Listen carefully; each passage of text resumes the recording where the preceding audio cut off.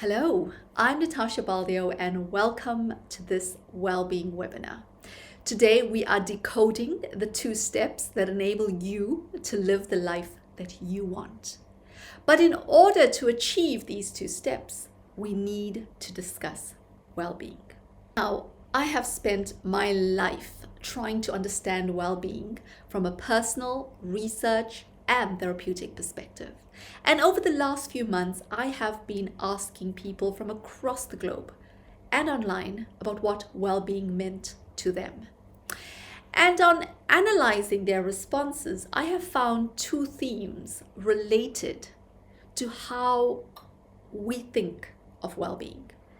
And these 2 themes are the same 2 themes that are found in most scientific research as well as theories of well-being. These themes are described as hedonia and eudaimonia. Now, what this simply means is that well-being has 2 components. Hedonia, which means positive emotions, and eudaimonia, which means striving for your highest potential or living your best life. Now, I like how the positive psychology movement has described eudaimonia as flourishing. So simply put, there are 2 parts to living well or well-being. These are positive emotions and flourishing. Now, this idea of well-being and living one's best possible life, this is not just a modern dilemma.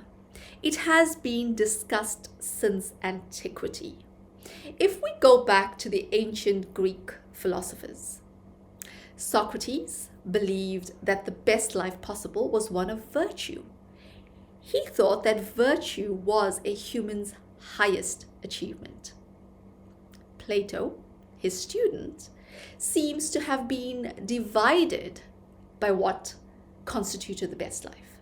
You see, Plato was influenced by Socrates and accepted that virtue was key to a good life. But Plato wondered how personal virtue and justice fit together. You see, justice is about society's laws. It is about what is socially appropriate or not. And virtue is about developing your own sense of what is right or wrong. Now, here's an example to discuss or illustrate Plato's dilemma.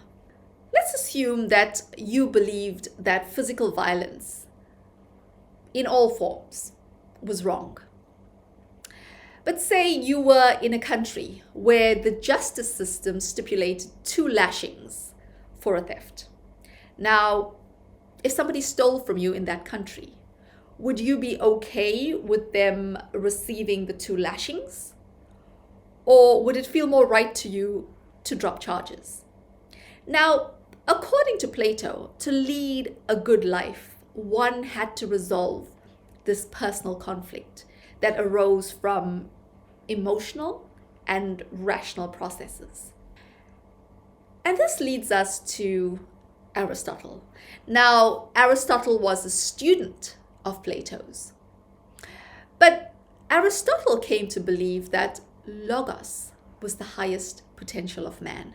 Logos translates as logic, reason, or rationality.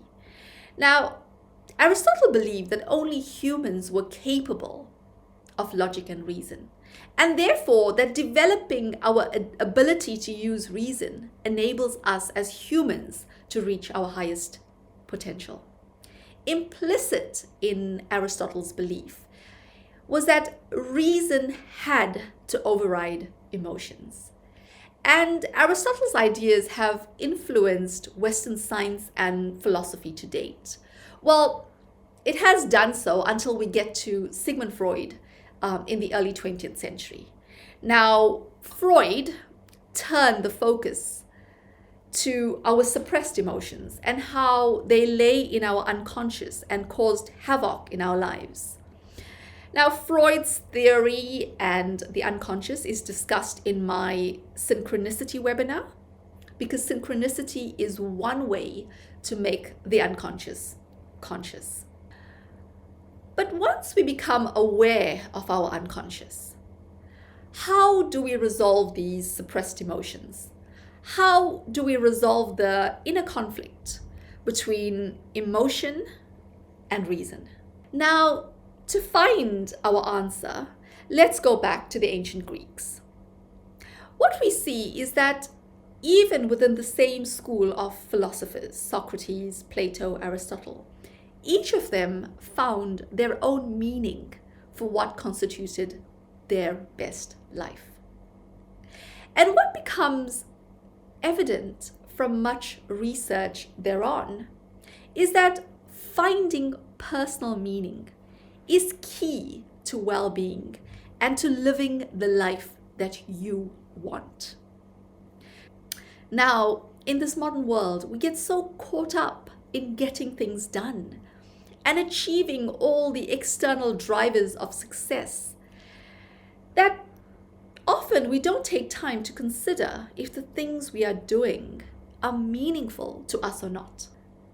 Or very often, some of the things we do actually go against our core beliefs. And this is a sure path of self-destruction or illness. This is the very opposite of well-being. So if you don't already do this, I urge you to take time to consider what things mean to you, what's important to you, and what's not. You see, well-being, highest potential, or flourishing, all these concepts are interrelated. Essential to all three concepts is understanding what's important to you and striving towards those important goals every day. Now, I see one of the advantages of the current global crisis that we're in. I see one of the advantages of us being in lockdown, quarantine, or isolation is that we have a chance to actually think about what's important to us. We can use this period to reflect on what's important and what's not. So when things go back to normal, if they do, then we can start again on a good footing. We can start correctly. So yes, if you don't already do this, I urge you to use this time in quarantine, isolation, or lockdown to think about what things mean to you. Make note of what's important to you and what's not. But then you may be wondering, how does positive emotions fit into this? Where do the things that make you feel good fit into all of this?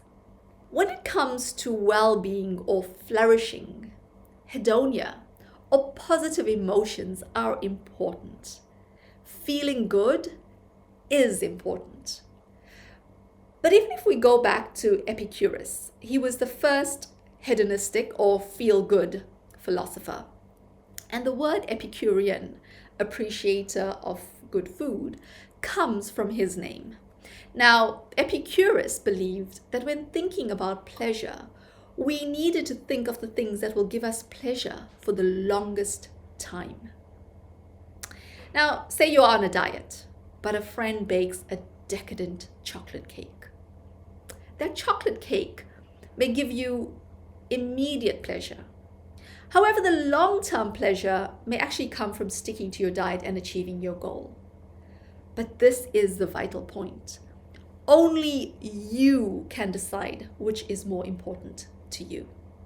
And it's vitally important for you to take time to make that decision.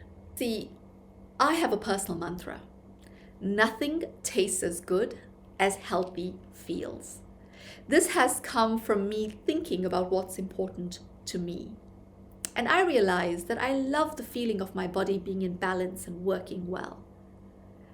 That's what healthy feels to me. So when I use my mantra to remind myself of this feeling and say no to a treat, it never feels like a sacrifice. My mantra helps me to reinforce what's important to me.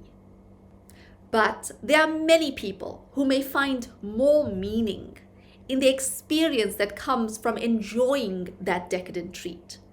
Their mantra may be something like, a little bit of good is good for me. And their mantra may be a reminder to them about portion control. So you see, even when it comes to positive feelings, you have to find your own personal meaning. What is the feeling you like experiencing?